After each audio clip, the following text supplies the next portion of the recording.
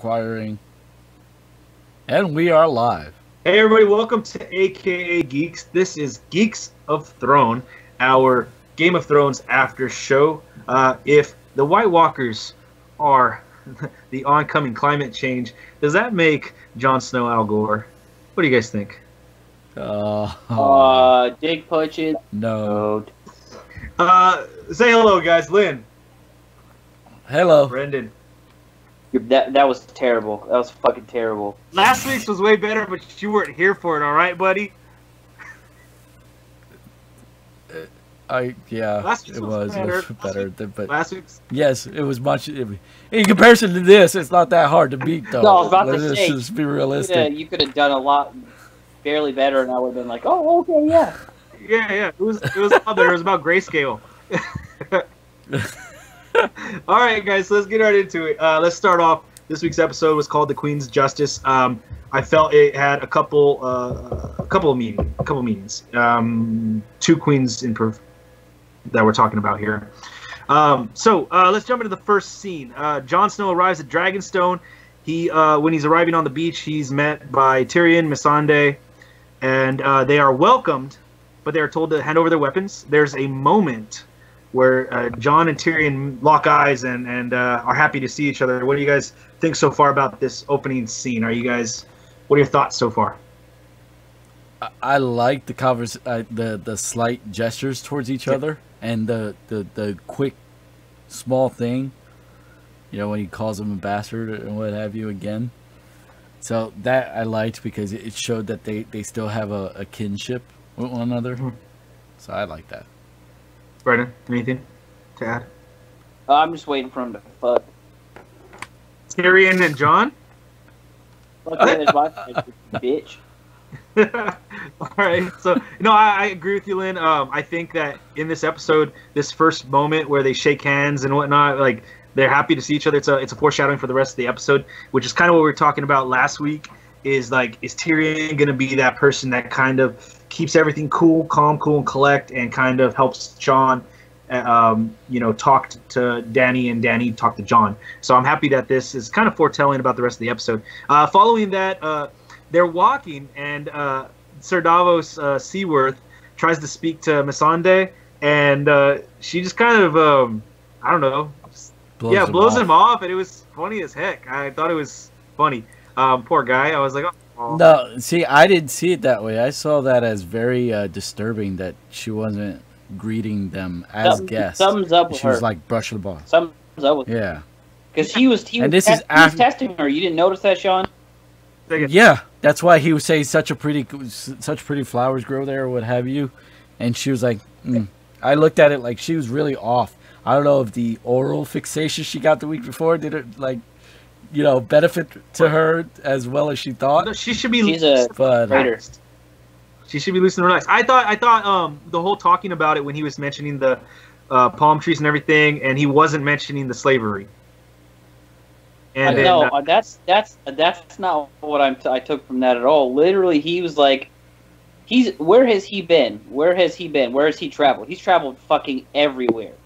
Everywhere. And he can't place her accent. He's the only guy that's... So he basically was like, oh yeah, there's this place. And he goes, oh yeah, you know that place? Oh yeah, I know that place. Isn't it great how this and this is there? What do you think about that? Okay. And she had no response. He was testing to see if she was lying or not. Okay. I get you. Yeah. That's... Like I said, like he was saying, I saw her as very cold, very standoffish. Like, what is she trying to hide? I know I'll be fast forwarding a little bit. Her camp has a leak somewhere. I said that too last week to I totally Sean. agree that there's a leak somewhere. And I'm sure you can guess who I think it is. Missandei? We just talked about her. Yeah. Well, It's either her, it's her or Varys. Yeah. I don't think it's Varys. Part of me doesn't want to believe it's Varys. I would be easier to believe that is Missandei than Varys. But let's keep going with that thought. As they're walking up, they have the dragon fly by, freaking gangster style. I thought that was so foretelling so right do you there. Think that was such foretelling. Do you think that was Dany sending them to do that? Or Nope. Nope. Just happened to do it. You Like that's just a dragon saying, "Look, another Targaryen. Let me just what swoop. did he He'll say? be mine." What did he say almost right before it flew over his head? I'm not a Stark. Yeah. Dragon. Yeah, and then the dragon. That was such foretelling of him getting to ride that dragon, because that's what's going to end up happening. Him, Tyrion, and Dany are going to be riding each of the dragons into battle. All right. I see that. I thought it was happening. cool. I thought And it that's was good. neat. I thought it was really interesting about it. I've heard lots of opinions about that one. Okay, going on with this whole scene, you then have up top, you have Varys talking with Melisandre about the entrance of Jon Snow, and he's wondering, why aren't you down there with them? I figured since you tried so hard, you'd be there. And she goes on to say, well, I've done my part. I've joined Fire and Ice. I've brought them together. And she starts talking about my time of whispering in the ears of kings has come to an end. I got to go back to, she goes, where you go? I'll go back to Volantis. And she says, but I got to come back here to Westeros because this is where I die here. And he says something. He goes, oh, well, you die here too, or whatever. The words to the effect. She says that you're going to die here too. We both die here. What do you guys get from that? And do you think this is a callback to the whole sacrifice of his dingaling by the other person that was worshiping the Lord of Light? Who spoke to him in fire? Yeah. She did. I think it's there. I think it's the two of them. This is foreshadowing of the two of them dying at each other's own demise. Like each of them are going to take the other one out. So, and I think that's foretelling because you could tell he was not liking her. He wanted He to. also didn't like Kivara either, the other Red Priestess. Yeah, but I think Melisandre has done more. I think In the overall scope of things than anything that has to do with Lord of the Light help cause what happened to him. In the books, the Red Priestesses, they know what was said to him. In the show, they're hiding it. So I wonder where they're going to go with that. If she, like Brendan suggested, maybe she was the one in the fire talking to him. Maybe it was the Lord of the Light. Maybe it was somebody else. But I think she knows whatever was said. She knows. Kivara knew what happened to him. She knows what happened to him. So there's some connection there. I think she knows something. On to the next scene. We go inside the castle now. Jon is meeting Dany.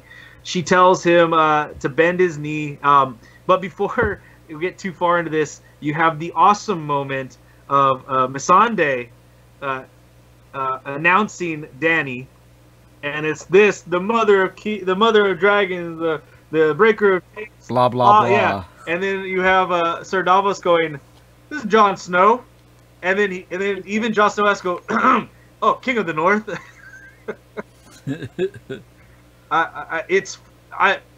I love the scene. It kind of shows you that Jon Snow is not about this whole entitlement thing, and she kind of still is. As much as even you said, Lynn, that she's gone through, I still believe that she's still entitled. She literally says it. And she says why she feels that way. She lists out everything that she lost, which I mentioned to you last week.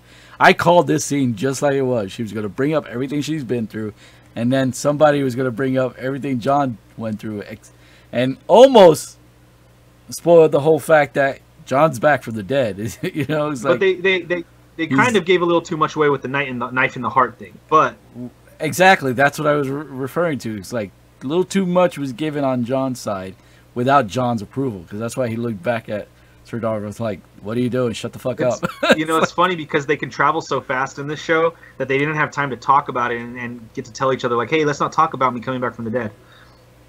I know, they just warped there. Here's another thing that I love about this scene. Not only they're going to toe-to-toe with each other about what's going on, what's happening on both the northern end and the southern end with King's Landing and whatnot. Dany says something that has actually been a big part of every episode, I think, this season so far. It's the whole do not judge the current by the sins of the past. Change the word current to whatever you want and past to whatever you want. The sons of the father, son and father, daughter and father, etc. And I love that because Jon just made a riveting speech about it in episode 1 of this year. So I love how They are literally on the same page, and they don't realize it. I mean, Danny doesn't realize it exactly, Well, I mean, but John's seeing the connection. You got to think about it. It's two people who think they're, whether they are or not, king or queen, and they don't. She doesn't know who the fuck he is. He doesn't know who the fuck she is. Yeah, it's just two people Who instilling leverage upon one another without actually really knowing what the other one's about. Yeah. But it's cool that they both kind of see things from a shared perspective. At least in their heart, they're trying to give people a blank slate. And as much as entitled as I feel Danny is, I still think she's a good person at heart, because she's trying to, free slaves. She's trying to be good to others. She's trying to protect people from monsters, like Varys said. Varys says, I'm sorry, not Varys. Tyrion says in a later scene. So they both kind of have a shared perspective on things. They just haven't voiced it to each other. But they also don't realize who each other is. So they're very guarded. As they should be. The scene ends with Varys coming in, and this is right after he's talked to Melisandre, right? So at this point, I was like, ooh, what is he going to say? Is he going to say the whole, just wanted to let you know, Melisandre just told me this, and like let the cat out of the bag about Jon or whatever the case may be. He comes in and tells her actually that Yara's, the fleet was attacked, and then the scene ends. You then go to a quick, 1 minute scene of Theon getting pulled out of the water. And they accuse him of, what the hell are you doing here? And like, he goes, well, I tried to save her, but he took her. And he goes, oh, well, if you tried, you wouldn't be here. Meaning that... Same thing everybody exactly. said. Yeah, you'd be dead. That was the entire crew saying, you're such a fuck job.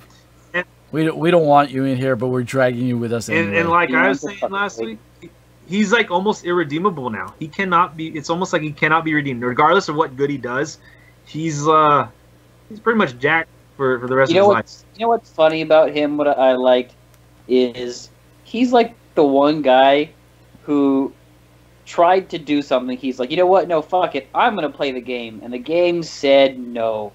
The game said no so hard. So friggin' hard. Put in his place. Yeah. But at the same time, like I told Sean last week, I said the only way he could redeem himself would be in the eyes of the only family that actually took him in would be the Starks. That's the only saving grace he has left, if any, would be to try to rekindle, repair all that he did against the Starks. Yeah. And and I said last week, to go on with that, is like, even if he saves Yara some way, somehow, I think to Yara, he's like nothing. He's done. Yeah, I think she. Yeah. That's what that single. If she survives. Yeah, if she were to survive, that single came down. You're done with. I'm done with you.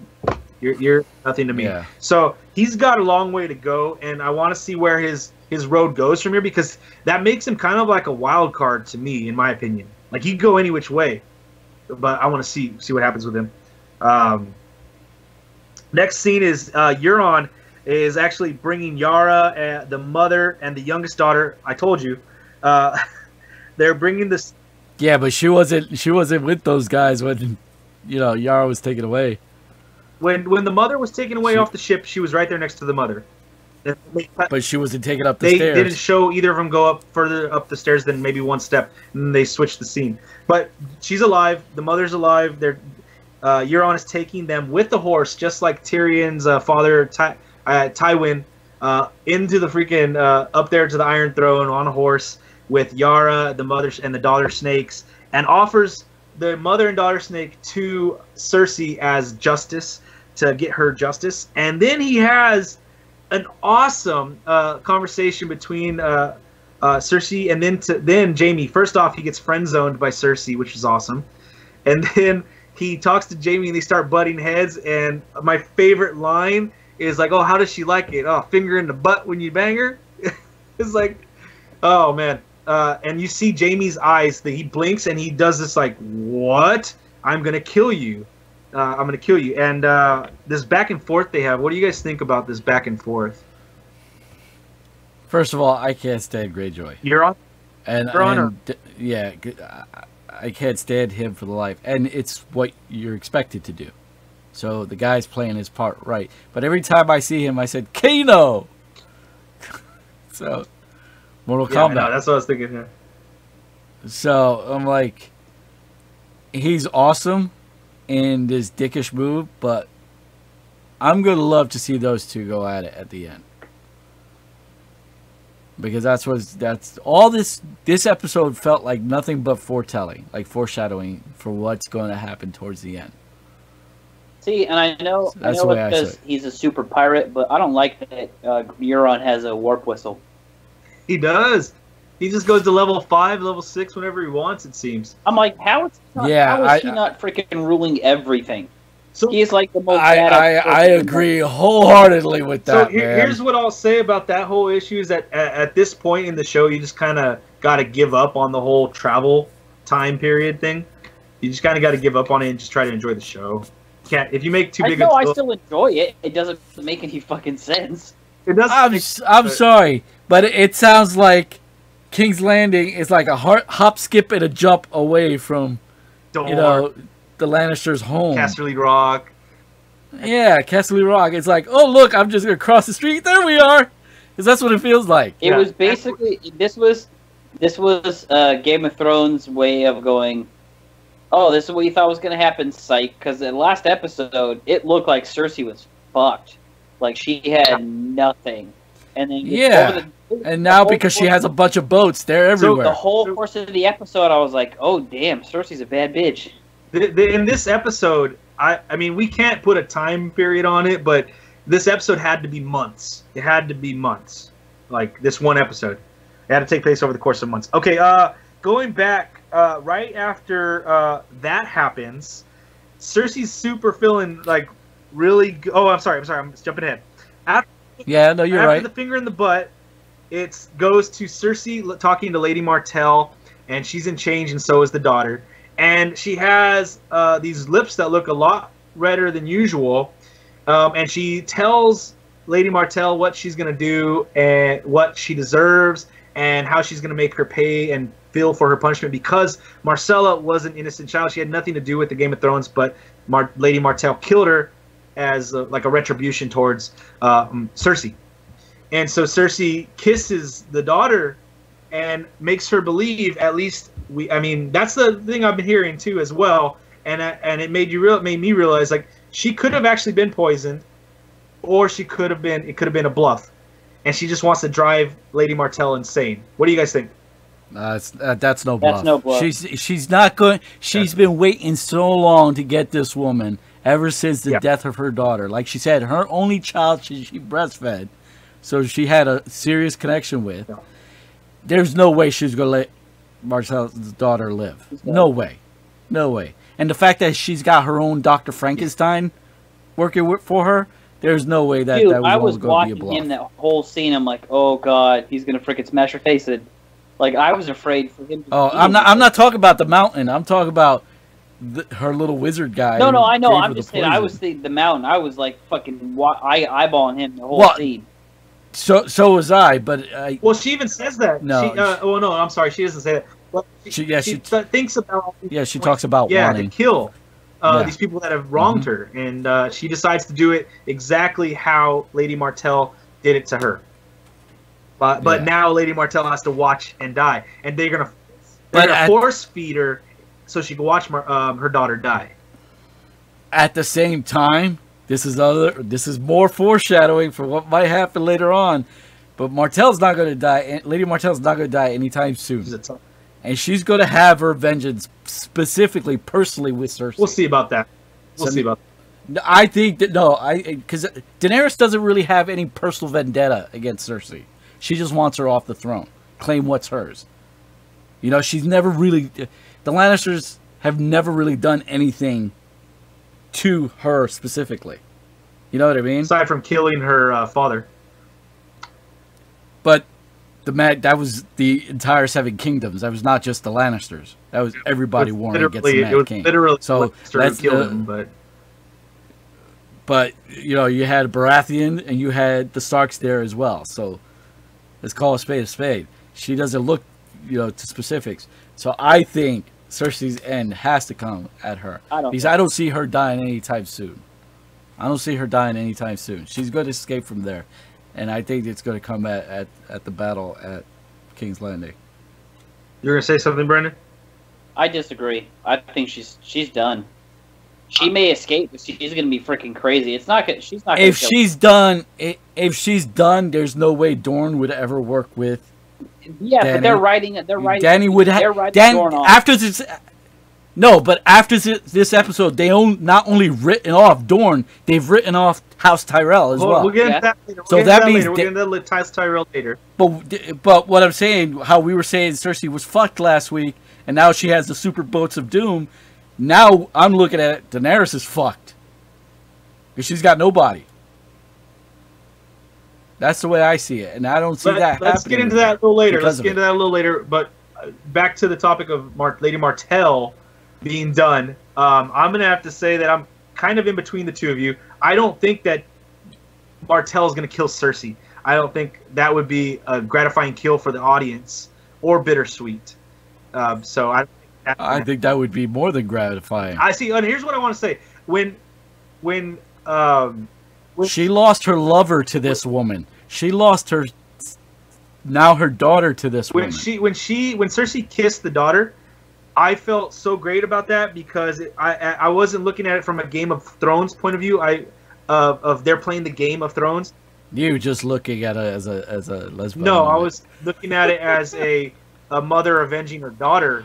And I wasn't looking at Cersei as the bad guy in that one moment right there. And I was like, she got her revenge because, like I said earlier, Marcella was a freaking innocent person in this whole thing, and she got taken out. So I was happy that Cersei got her revenge, actually. Well, she basically did the same thing that she said was her worst nightmare, was watching her daughter rot in that tomb, was thinking about her rotting in that tomb. So yeah. She basically gave her the live version of her worst nightmare.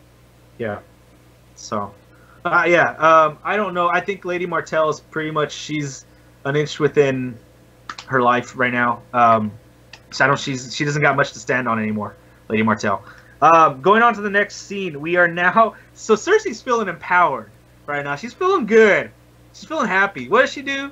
She goes to the room and forces herself upon Jaime, who has a reluctant moment at the beginning, and then he stands up and then, oh, yeah, we can do this.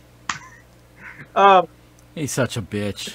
So that happens, and then it fast forwards to the morning, and there's a knock on the door, and Jaime says, no, don't do it, and Cersei says, I'm the queen. I can do whatever the fuck I want. So I'm going to go open the door, and it's the handmaiden, and we've seen her before, I think. I want to say she's been the same one in previous episodes. And so she sees Jaime in there lying, naked in bed with just cut sheets over him. And she talks about a visitor from Bravos. What did you guys think? Did you guys think right away that it was the Bank of Iron, the Iron Bank? It's the only people that want to see her. Yeah, who else would come from Bravos? Well, exactly. I was wondering. I was like, Bravos. I was like, there's many people in Bravos that can have connections to King's Landing. So I was like, I was just curious. I'm like, is it the Iron Bank? Is it somebody else? I was curious. You go from there into the meeting with the Iron Bank, where the Iron Bank is impressed with what Cersei's done because she has been at a loss for a while.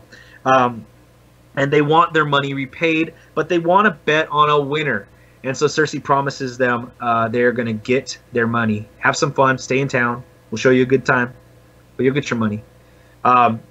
Did you guys think at this moment that she was going to attack House Tyrell? No, I didn't. That whole scene was such a throwaway. I didn't even care for it. It served no purpose. Yeah, I thought. I understand. Over the bank somehow. Yeah, it's like I'm looking at her. Hey, she's the same person who blew up her own section of King's Landing just to get her son's love interest out of the way, and the religious heretics out of her city. Well, I wouldn't expect her to do anything less to the bank. Like, to her right now, in her eyes, who the fuck are the banks to come after me? So I agree that it was kind of a throwaway scene. I thought the scene was mainly just used for exposition, just to like lay some things out. And like you said earlier, and there's a lot of foreshadowing in this episode that kind of repays itself at the end of the episode.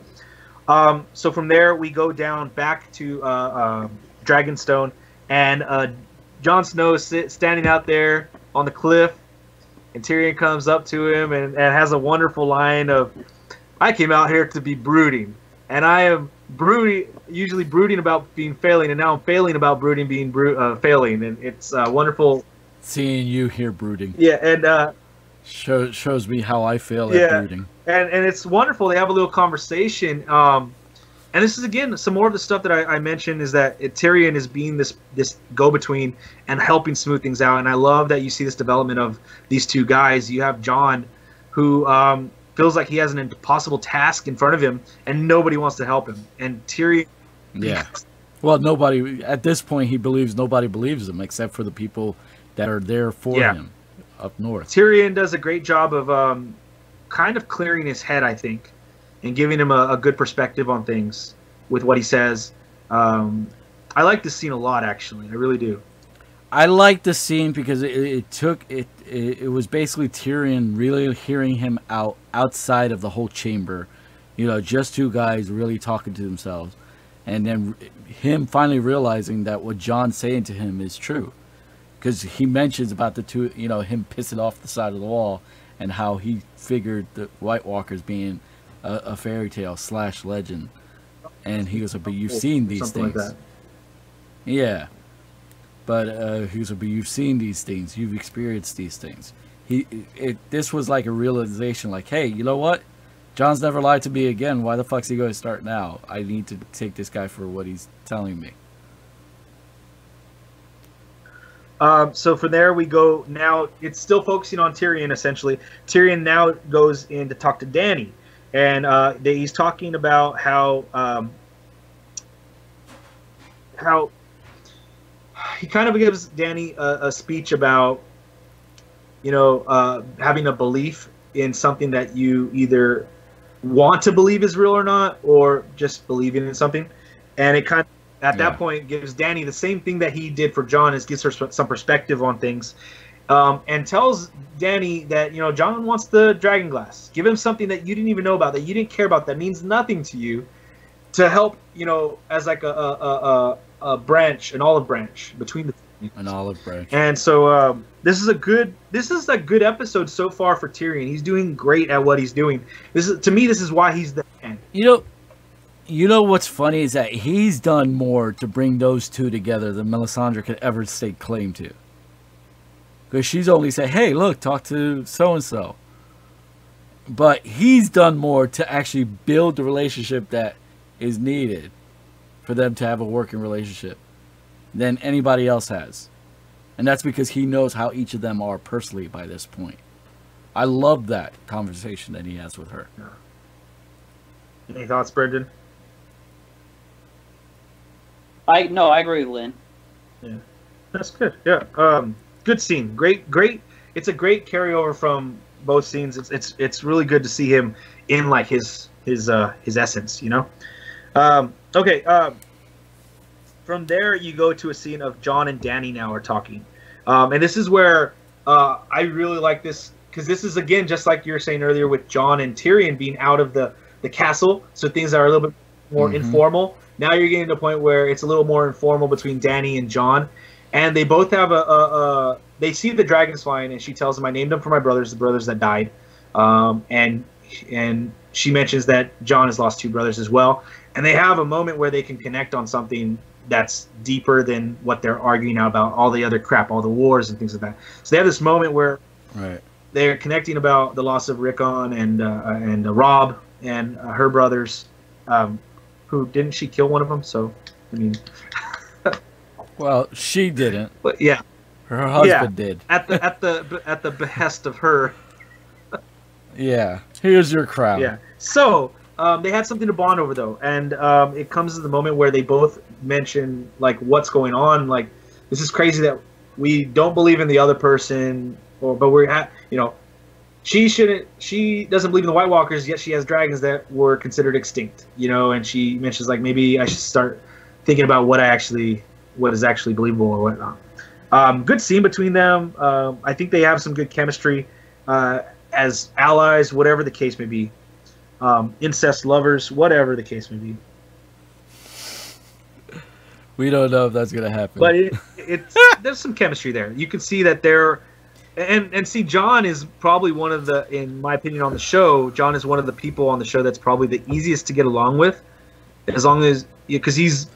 Well, that's because everything he said. What's perfect about John is everything he says or everything he does, he believes. You know, everything is straightforward. He's like the picture Boy Scout of the Game of Thrones. It's straightforward from the heart, and it's respectable. It's respectable. Right. And because it's no nonsense. It's just like, this is who I am. Take it as you see it. But if you're gonna have any doubt in me, I could outshone that doubt. So he backs it up. Yeah. Which is a lot like her. Because nobody expected this little mealy-mouthed little girl at first, when you first noticed Daenerys, to evolve into this strong, independent woman with no man at her side, trying to reclaim the throne. Yeah. I don't need no man. Exactly. Beyonce, independent woman's playing in the background whenever she enters a room. From there we go back to Winterfell, and here is a good scene. It's a good scene that shows how much Sansa's grown. She's talking to the Maester, and I guess an apprentice or something, a dude. We've seen the dude before, that guy before. I don't know what you'd call him. Well, the one's a Maester. The other one, I don't think he's a Maester because every place only has a Maester. No, the other guy was like what, the weapon or armor smith or something like that. I don't know what he was, but he was something. She's walking with them. Littlefinger's following her around like a little puppy dog, and a little bitch. Yeah, like a little bitch. And she's listening to them, and she's she's also proposing the right questions to ask from the information she's given, and it's showing that she's evolved as a character, which is good. It's good, especially to see her do this while Jon's gone, and she's not trying to be vindictive because she's mad at Jon or listening to Littlefinger. She's doing the right thing for the people. She gives advice. Littlefinger gives advice to prepare for everything. Essentially, be a pessimistic asshole. Prepare for everything. Think everybody's your enemy. Prepare for all that at the same time. Battle all wars on all fronts. Essentially, never trusting anybody. Don't put yourself out there. It's a good little speech by Littlefinger. We'll see how much Sansa takes. No, I think he's just saying that to hold her close to him, like saying he's the only one who can say these things. But I think that's going to be a ploy that he's going to try to use to show division between her and Jon later on. And that's the only reason he has for bringing that speech whatsoever. You know what I mean? Because in that scene when she's giving commands and she's giving ideas of what they should do before it happens, she's taking initiative, saying these people need to be protected now and bring whatever they can now. So when they do get attacked, they don't have to worry about carrying whatever they can. They just come with them by themselves to here, because that'll be the last standing point, is Winterfell. And she was so much like her mother controlling Winterfell when Ned was away. At King's Landing. I didn't get that from it at all. I got that was like the first real piece of advice that she's given her. On your point that you said that she's like her mother, what happened to her mom? She got fucking murdered, right? And he said on more than one occasion, even to Jon's face, I wanted to fuck your mom, and now I'm gonna fuck your sister. I think at this point he's realizing the danger that she's in, and actually giving her a genuine piece of advice. And I think anything he says is genuine. No, and I also see that as it's the first time he's admitting, I'm a piece of shit. You shouldn't be listening to me either. Listen to. Yeah, I don't think he's being genuine at all. He's just thinking of himself throughout the whole thing, and everything he says is to make sure that things go the way he wants. I think it could be a little bit of both, you guys. I think it could be. Agree, disagree on that one. I think it could be a little bit of both. Actually, I think it could be genuine. I think it could be because it could be solid advice depending on how you want to go about this Game of Thrones. It could be very solid advice, but at the same time, it also is a little self-serving because it also keeps a distance of between Sansa and everyone else. Right, because think about it. Every head of every house in the North was there when Jon left. When Jon came to the agreement that he was going to go see Daenerys. Every house head was there. And though they didn't like it, they were okay with it. And the fact that he left Sansa in charge, why would every head who's there automatically say, well, we're not going to pay attention to her. She's just a sister. Blah, blah, blah. Littlefinger's just using that to make sure that he can keep that divide there between her and Jon. And it's going to play out that way later on. Watch. I can guarantee it. Because there's no reason for any... All right. Well, watch. I just see... You know what I mean. I think it could be a bit of both. I think it could be genuine, but it could also be self-serving at the same time. Why don't you relax, Switzerland, and pick a side, so one of us can hate you even more than usual. Well, you don't hate him as much as you used to because you're taking him out on a date. So I don't want to hear that shit. All right. So from there, yeah, but like Littlefinger, I'm using him for something.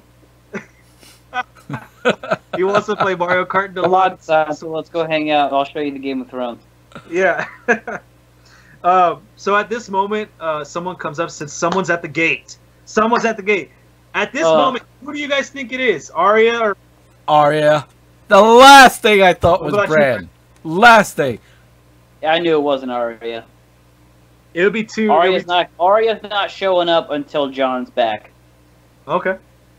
Well, it's Bran, and Bran, they take a moment to realize, like, oh, shoot, this is actually happening. They hug. They're happy. Then they go to the weeping willow tree. Whoa. Before they even go there, hold on. They were not happy. She was happy. Bran has, for the last 3 episodes, Bran's got resting bitch face. He was not happy about it. Yeah. Bran's a little unemotional. Not only that, here's my problem with that. How fast ravens travel in Game of Thrones. When the Night's Watch pulled him in to the wall, I say, okay, we need to notify Winterfell. Nobody got a notice. Yeah, nobody sent that email. And that entire time between Jon's meeting with the heads of the North to when he leaves, nobody got a raven like say, hey, we got your brother here. What were you saying, Brendan?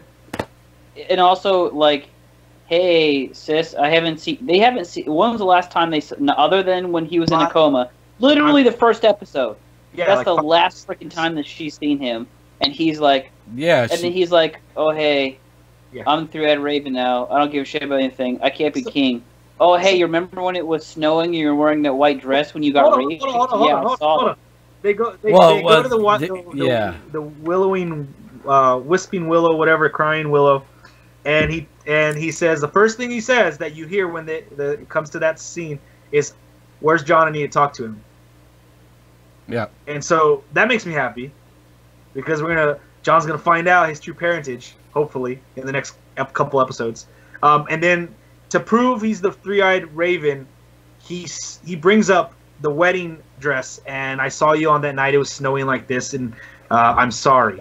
And it essentially referring to her getting raped by Ramsay. Both. Mm-hmm.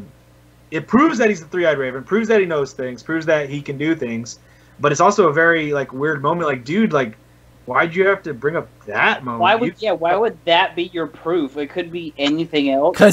Because he is so fucking emo in the position he is in life. He figures he's going to drag down somebody else. Hey, this is who I am. Believe me, I know. Hey, remember when you told the guy to put the leather on the thing? That was really cool. Oh, wait, I wasn't there for that. I saw it. I'm the fucking three-eyed raven. Exactly. No. Let's talk about that time you got raped. Like, he wasn't the three-eyed raven when that happened, right? No. He was. I don't think he was the three-eyed raven. But he was still working on the whole warging thing and doing the whole time thing. Because remember, he wasn't the three-eyed raven when he found out about Jon's parentage. Because the three-eyed raven was still alive. Or he did that last part by himself. Remember when you guys threw that bitch over the railing? I saw that. Yeah. Like, you murdered somebody. I saw that. Yeah. When you and Thief. Yeah, but I think the reason why he brought up that specific moment is because that was where, before the rape happened, when she was wearing the dress in front of the tree, was at her saddest moment. And he was saying, I saw you at your saddest moment, and I was still there for you. I am sorry I was not able to do anything. Dick move by Bran. Yeah, it is a total fucking dick move. But at the same time, he's saying, I'm emo. You're emo. Let's move the fuck on. Let's be emo together. Yeah. We're fucked up. That's basically what it was. Yeah, like looking back on it, it's like you could have brought up any moment and you brought up that moment. So, but it proves he wasn't at King's Landing when his father's head got beheaded, Or, and hey, he could have turned around and said, remember when you fed your when rapist Dad's to the head dog? rolled over to you? what happened, Brendan. Said, hey, remember when you fed that rapist to the dogs? That was pretty cool. Yeah. Remember when you got your revenge? But I mean, we could go into semantics about every fucking scene that Sansa was in. He brought up a really emotional thing to her. A sad moment. And she like, okay, I gotta go. He goes, oh, I'm gonna stay out for a bit. And that's it. Well, how else Yeah, are you gonna like come where's in? he gonna go? Yeah. It's not like he's got his surf dragging him That was around. the first thing I thought, like, who's gonna bring him in? I was like, who's What's her gonna face bring is this probably guy? taking a nap. She's tired. She was like, I go know ahead and she's freeze carrying him For now. how long? I forgot even the girl's name. What is her name? Oh, I don't That's remember, what but the T she's also It's like yeah, Reed but or something? she's also an important head of a family. I forgot who though. Yeah, her brother. She's and like- her, yeah. Yeah. I don't remember what family, but her and her brother were No, from a good I don't family, either. so I just forget though. Let's go to the next scene. Yeah. The next scene, we're back in Old Town in the Citadel. It's Jorah, Sam, and the Meister, Jim Broadband or Broadboard or whatever his name is. They're talking. Was it? I'm sorry. Slughorn. Yeah, that. You cut out. He's the actor who played Slughorn. Oh, okay. Harry Potter. I didn't pay that much teacher. attention to the characters. Which one? I didn't pay that much attention to the teachers. The Half-Blood Prince. Half-Blood Prince. Holy cow! I've He seen was every the what? He was the professor who turned into a chair. every Harry Potter I've seen only once. Oh God! Fuck you guys. All right, so they are in there examining Jorah. He comes to the conclusion that Jorah is no longer infectious, and I like Jorah's his acting in this one, his facial expressions, and how he responds. So yeah, I just started feeling better, and he gives Sam Must have Sam been a the little rest. eye. It must have been the rest, and then Sam's like shakes, he's like, I guess, shrugs, and so essentially the Maester says that he can go. You're not infectious, and this room's needed for infectious. And the scene that happens, I mean, the rest of the scene, I love it. You have Sam and Jorah talking about, thank you for saving my life. No, it was nothing. Your father saved my life numerous times. And a true sign of respect, because Sam, supposedly he's cured Jorah, and Jorah's not infectious anymore. He reaches his hand out, not gloved, and he offers his hand skin to skin to shake Jorah's hand. And I really liked that moment. It was a really good moment. I like how Sam was trying to get him to go north and not towards. Oh, when he's asking him, where are you No. going now? He wanted him to go north to his family. Probably- See, I think you guys are glossing over a really friggin' obvious problem with all that shit. What? Grayskull was okay. So what did he do? He's like, I followed the directions. How fucking incompetent are these other men? No, but that's a head. Well, That's I'm not gonna this do scene. that. Oh, but Yeah, but that was a head. But if you look at, because it shows the ingredients that they used, it was common stuff. It wasn't anything special. So, like, why is Grayscale this, like, fucking death sentence when all it takes is pull off the scabs, put a, like, fucking home remedy paste on it, and everything's fine? Well, keep in mind, the guy who made up that recipe died from grayscale trying to do this to himself. Okay, but... So he failed at this. So somewhere along the lines, he fucked up his own recipe because he died of it. No, he didn't die of the recipe. And he couldn't cut He off... died of I would grayscale. assume, He died of grayscale. I is would my assume point. that he couldn't cut it all off himself, and nobody would help him, so he couldn't cure it that way. But you're telling me that not one freaking he said he just followed the instructions. That's all he did. He didn't change anything. He was precise and he followed the directions. Why is this in a banned book if it's that fucking simple? Yeah. Yeah, that's a good point. We have a lot of maesters that are dumb, maybe. But that's why they're all old and decrepit. Yeah. Maybe Look, they just, look one Like, thing how is he over not for another. being Maester or whatever the fuck it is? I think Does- Sam at one point or another, if as long as he doesn't deny it and stay with the Night Watch, Something's in that stuff he's cleaning. he's gonna be like top. Yeah, it's top all maester. information. The whole punishment are all books that he never had access to. And a lot of those books are banned books that need to be rewritten. And old So as- he's gaining knowledge. He's gonna learn Yeah. from, but it's gonna And take so work. this is all the Maester's giving him a chance to get all this knowledge so he can use it for whatever's they have planned for him down Yeah. the road. Because there is something big coming. I think for Sam. Sam's gonna be the top dog maester of everything, as long as he doesn't think like I need to stay with the Night Watch. If he wants to, he'll be that top dog maester in Old Town, I bet. But we'll see. Cool. I just can't see him in chains. I really It's gonna can't. be interesting. Let's go back over to Dragonstone. It's now Dany and Tyrion, Varys, Missandei. They're all talking about the return attack on Euron, and also attacking Casterly Rock. They're debating this. At this point, they go on to talk about how they're going to take Casterly Rock, and Tyrion. Something happens in this episode right now that I don't think I've seen before. Is when Tyrion starts doing. It's like this episode got taken over by Guy Ritchie, and they started doing the whole action, the voiceover over the action thing with Tyrion narrating the action. And at first it's them failing, and then he talks about his whore hole and his in the sewers, and then it shows them winning the battle at Casterly Rock. At the same time, Grey Worm's like, I thought there was gonna be more. This was not as bad as I thought. And then you see Euron, who used his warp whistle, now attacking the ships that the Unsullied came in on. Yeah, super monster ships. Freaking Out of fucking nowhere. And what gets me is the ships that are on there in the ocean still have a crew on there. So why were they not already attacking those Greyon? Well, They should have been. If you think about their timeline, and it's been clearly established that ships can sneak up on you. It's happened more than once, so we just ignore that out of the way.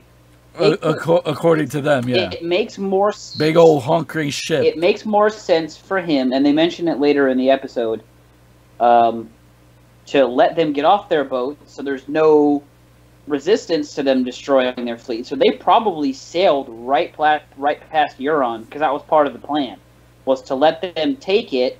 I would assume, like he says, they emptied it. So that's why they let them infiltrate, fight, and dwindle their number down through all the fighting. Because, they weren't good fighters, but they put up a fight as well as expected. So why fight when you can destroy empty ships? It's way easier. Yeah. And you still get to kill everyone in there anyways, which is what he likes to do. Yeah, and now the Unsullied, and they have. But the thing is, he's not by himself, because he also, as you saw, that's why you saw the Lannister army. Exactly. Which I'm really disappointed that general went that way. So, here's the next thing: is they go from there and showing that Tyrion and Dany and all of them got fooled, while the Casterly Rock was. There was a fighting force there, but a small fighting force. The whole of the army was actually going towards Lady Tyrell and to take House Tyrell. They attack, and they kind of go to the end of the attack where Jaime is walking through the causeways and whatnot, going to Lady Tyrell. Lady Tyrell is just there in her study, in her keep, waiting for him. And they have an awesome conversation. What best stood out to you guys in this conversation?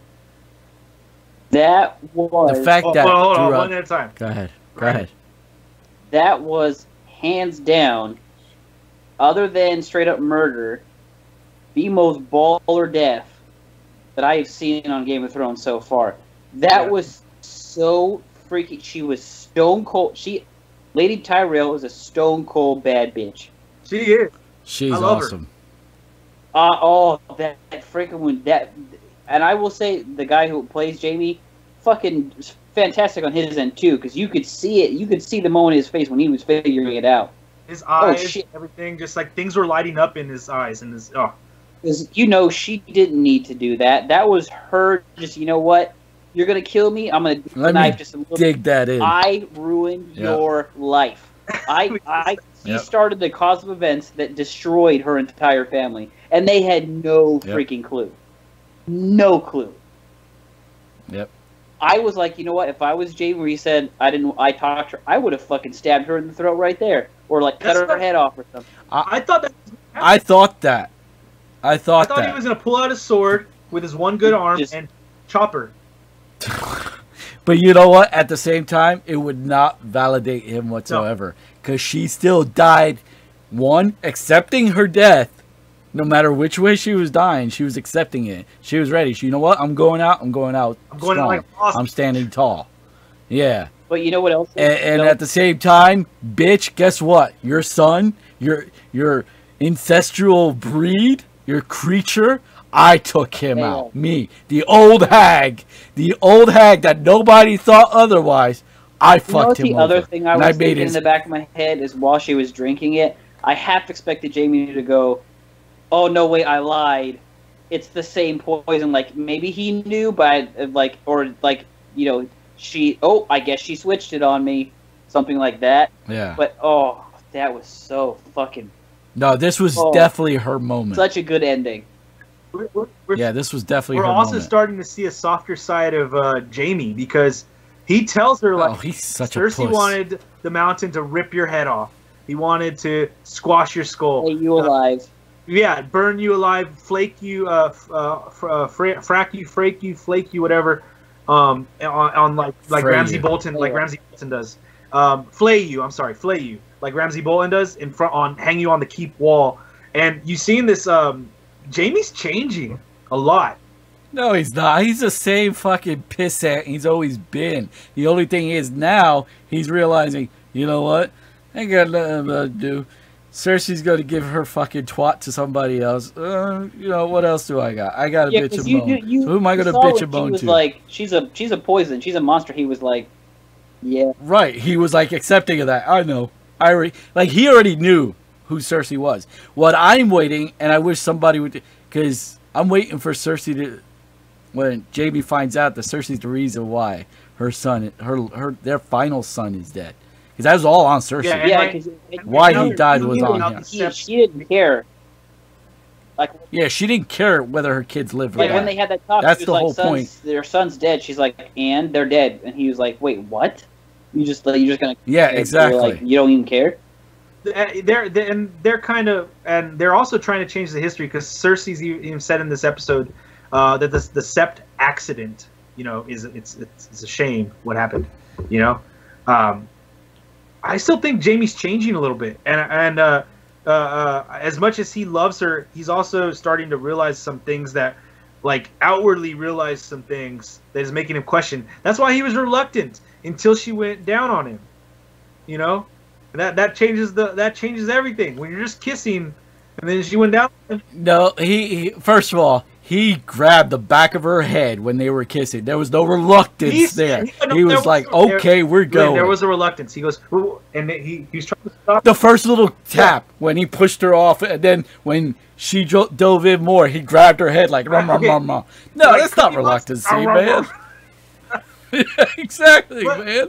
He was not fucking. It's like, look, my dick's up. Let's go. There was a reluctance there, nonetheless, is what I'm saying. Regardless of how long the reluctancy. He never said yes. You got to get consent. That was bad on her. That was. He gave his consent. Whatever. He was so into it. He was like, all right, let's do this. When she started sucking his dick, I mean, yeah. No, but even before that. They were smashing each other's faces like they were a fucking pizza pie dough. What I'm trying to say, I think it was he got scared into it. He was just like, you know what? I might as well try to enjoy it because she could kill me. I don't know. Might pour dragon fire on me. You never know. Whatever, man. There's no more dragon fire in King's Landing. They used Remember, it all. He's already said to her, "People are scared of me," and he goes, "Are you?" And he goes, "Should I?" Like, whoa, you turning this on me now? So I think honestly he's starting to realize some things outwardly that maybe he accepted before blindly. Is what I'm saying. Is that, and he's changing a little bit. And I think Brienne of Tarth actually had a big thing had a big role in that actually. I'll believe it when I see it. To me, he just seems like the same. Why are you fucking up the camera shot? Sorry. So Now half of him is your window. all right, so going on from that last scene, because that was the end of the show, like a boss bitch, Lady Tyrell took out the show, ended it on a freaking high note. And I want to talk about what we're expecting next week. My next week still thing that I'm expecting to see, that I want to see, is Arya arriving at Winterfell. You guys think it's not going to be for a while until Jon gets back? No, I hope it's sooner because we only have 3 episodes left. Next week is Hump Week, yeah, you guys. Next week is Hump Week. Yeah, so no, I don't.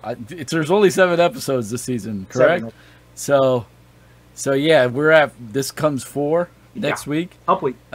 She has to be back this week. They're not doing a mid-season, right? No, they're going straight through. No break. What are you guys looking forward to next week, Lynn? I want to see what that Brianna was taking her sword to someone. I want to see who that was specifically. Brianna. Yeah, she had her sword pulled out in the preview. Oh yeah. You're right. Yeah, you're right in the preview. So I want to see who she was like fending off. If there's something going to be happening at Winterfell that we're not aware of, some infighting. Maybe Littlefinger makes a move on Sansa, and she's like, "Oh hell no! Jon told me to slice your throat." So I'm cutting your head off. Oh, that'd be my prayer. I could. That'd be so awesome. Cause she needs a badass moment. She hasn't had a badass moment in a bit. I know, and I love Brienne of Tarth. I think she's a freaking awesome character, and I want to see her happy. That's the thing. I want to see her happy. I need to see her to get with Giant Thorn, whatever his name is. That wasn't planned, right? What? That scene. He did that on his own.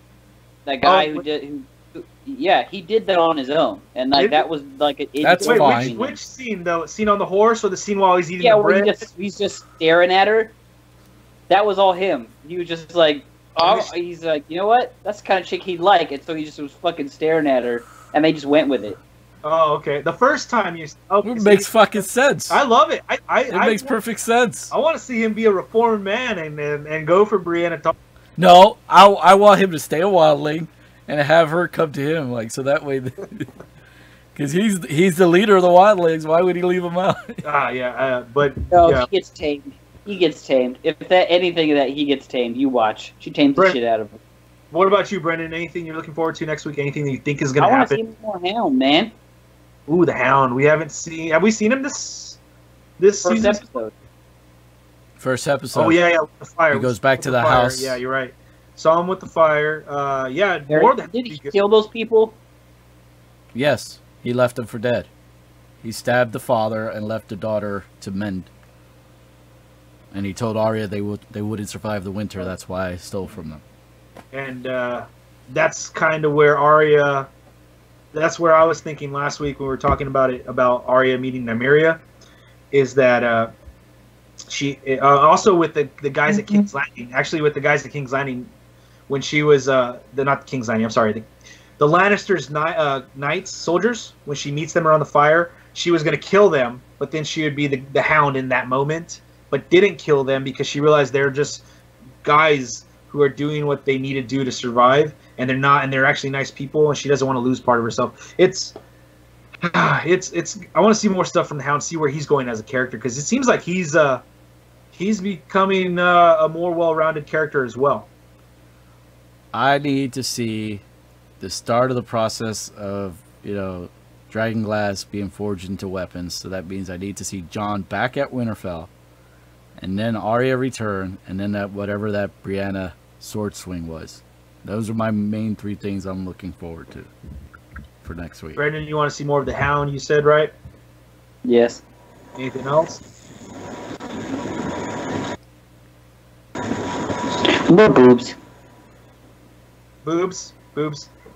You've had boobs and ass the last 2 weeks. Missandei's boobs? Mm-hmm. Depends. Her Too boobs are pretty small. awesome. It depends on if Too we're small. talking necklace boobs or no necklace boobs. Not Melisandre, Missandei. Oh no! I don't want to figure out how their scissors work together. I don't want to see that. Okay, you guys. All right, we've Okay. completely got off the Any wall. last That thoughts, bothered guys? Any, That bothered me. Good night. That's my last thought. Good night. Brendan, any last thoughts? How did that work? Is his mouth game on point, or like? Obviously not, because she was acting so cold. He can just rub up against her and that do his thing that way. Like you said, He's got he a can nub. scissor, like you said, Brendan. He's got a nub. It goes like this. You could probably still make things happen with that, I'm sure. That's what I was referring to. Take your knuckle and just pretend that's whatever he's got. Fold it into your first knuckle. That's all. That So you want him to put a knuckle into her moose knuckle? no, that's what Cersei likes. Oh, It would never go in because it's just enough there to rub on the surface. It can't penetrate in. It's just right there on top. oh No, yeah. you're All right, guys. So I think we're gonna call it a night for this week. Make sure you guys all check out our podcast. We just put that up live. We did that one live. Stay tuned for real news at the end of the week with the movie of the week, which will be a live-action anime that came out this year that had very mixed reviews. I'll be doing that next week. Stay tuned for the podcast, of course, as well as another episode of Geeks of Thrones. For Lynn, Brendan, and myself, I thank you for joining us, and I'll see you guys next time.